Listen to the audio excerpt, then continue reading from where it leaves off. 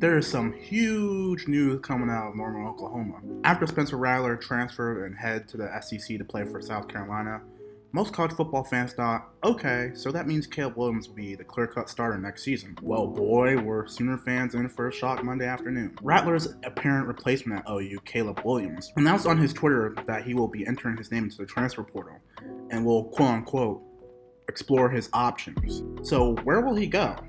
Is this a good decision for Williams? We'll discuss that and more in today's video. Before we get started, guys, I'm currently on the road to 1,000 subs. I appreciate all the support I've been receiving.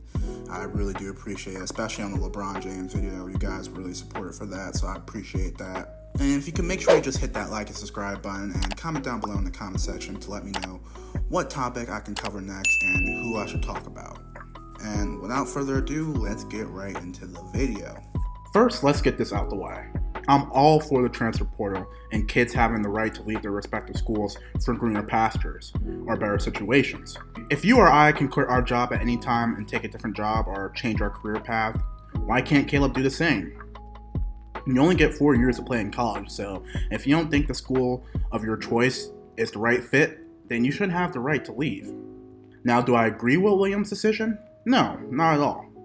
Oklahoma is a powerhouse program that produces NFL talent year in and year out, and has as many resources as just about any other school in the country. In my opinion, there has to be some underlying issues going on behind the scenes for Williams to just want to leave a historic and successful program like OU. Lincoln Riley. I assume he came there for Lincoln, but it's definitely a strange situation to see turn out. One thing I don't like, and I'll call any of you all out on doing this, but don't poo-poo on the kid just because he doesn't want to stay with your program. As much as I'm growing a distaste for the new college football structure, Williams has a right to leave.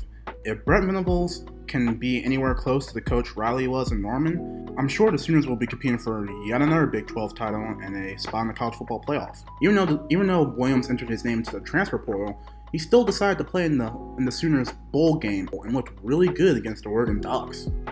He went 21 for 27 for over 200 yards and 3 touchdowns.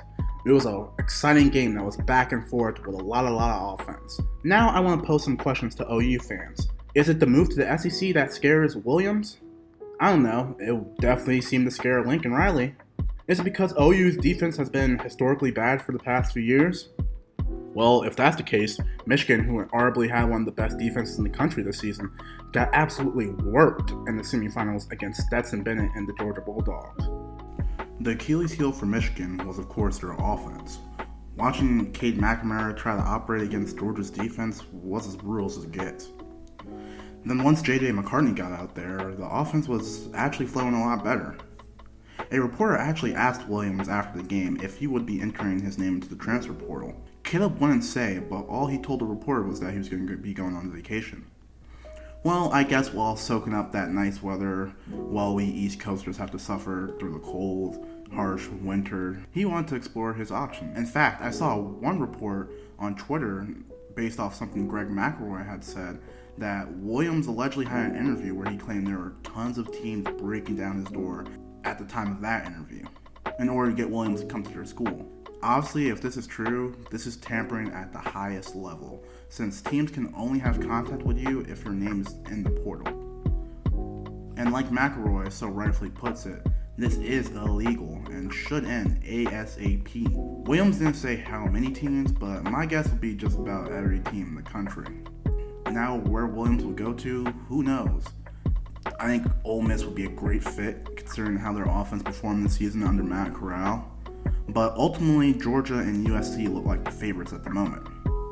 Maybe Kirby Smart pulls the biggest shocker of the offseason. To wrap this video up, all the changes that we've been seeing going on in the college football landscape, the sport has officially become the NFL G League. The transfer portal is its free agency, and if you have no chance of making the playoffs, you are pretty much out there playing for yourself and to improve your draft stock. Don't get me wrong, for programs on the rise like Kentucky and Utah, bowl games mean a great deal. But if you're a Clemson and you get stuck playing in the Cheez-It Bowl, players simply just don't care. You've even seen this phenomenon going on in the BCS era. Many Bama fans argued that their loss against Utah in the Sugar Bowl back in 2008 was because their players just simply did not care about the game at large. And it was the same reason that was given to OU when they lost to the original Bowl Busters, Boise State. Essentially, this season has revealed a lot of the stuff that has been going on behind the scenes, but now it's just out in the open. I'm sure even with the one-year transfer rule still in place, there was definitely a lot of roster tampering going on. I know for a fact players were getting paid just under the table, but now with the introduction of the NIL rule, boosters and alums can do it legally.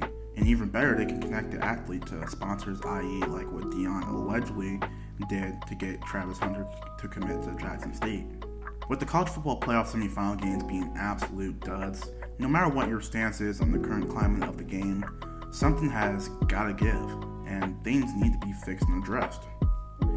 I don't know if it will be the NCAA's job or the job of the schools themselves, but the game I grew up loving is in serious jeopardy of losing national prominence amongst casual fans, which is the biggest area where I think the sport really needs to grow at.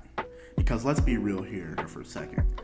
Outside of a few schools that are in or around major markets, a majority of the country doesn't really follow college football. And with all the new changes going on, I think it can either really help or really, really hurt the game's growth. But we ultimately just gotta wait and see how these rules pan out in the future. So that's all I have for you today, folks. I hope you enjoy the rest of your day. We're on the road to 1K. Again, thanks for the new subs to the channel. Again, thanks for all the new subs. Welcome to the channel. I hope you all are enjoying the content. And don't forget to hit that like and subscribe button. Pound that notification bell. And I'll have a lot more for you guys in the future. And until next time, guys, peace.